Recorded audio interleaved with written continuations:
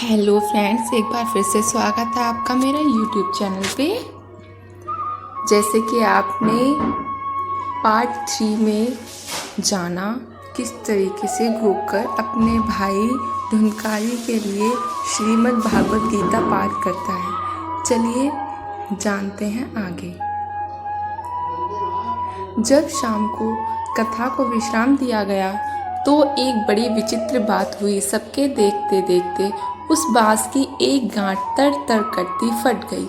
इसी प्रकार 7 दिनों में 7 गांठें फट गई और 12 स्कंद सुनने से पवित्र होकर धुंधकारी एक दिव्य रूप धारण करके सामने खड़ा हो गया। उसने भाई को प्रणाम किया।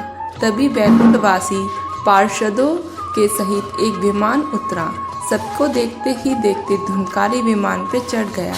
उन पार्षदों को देखकर उनसे गोकर ने कहा, भगवान के प्रिय पार्षदों, यह हमारे अनेकों शुद्ध हृदय श्वेतागण हैं। उन सबके लिए एक साथ बहुत से विमान क्यों नहीं लाए?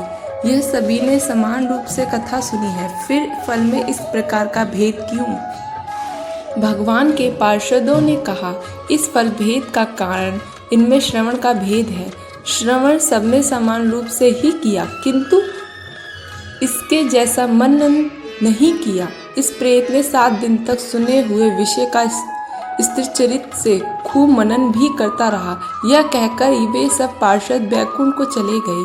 श्रावण माह में गोकर ने फिर से उसी प्रकार सप्तक्रम कथा कही। वहाँ भक्तों ने भरे हुए विमानों के साथ भगवान प्रकट हो गए। उन गांव में कुत्ते और चांडाल पर्याप्त जितने भी जीव थे, सभी दिव्य देह धारण करते विमान पर चढ़ गए। भगवान उन सभी को योगिनी दुर्लभ गोलोक धाम में ले गए। निष्कर्ष ये है, अपने माता पिता को कष्ट देने वाला, शराब पीने वाला, वैश्यगामी आदि पुरुष प्रेत योनि प्राप्त कर अंत काल तक भटकते रहते हैं। अब ना तो गोकर्ण की तरह कथा सुनाने वाला है और ना ही कोई सुनने वाला। धुंधकारी को उसके पापों की सजा तो मिली ही साथ उसने प्रेत योनि में रहकर भी सजा भुगती। बाद में जब उसे पछतावा हुआ तो भगवत कथा सुनकर मन निर्मल हो गया।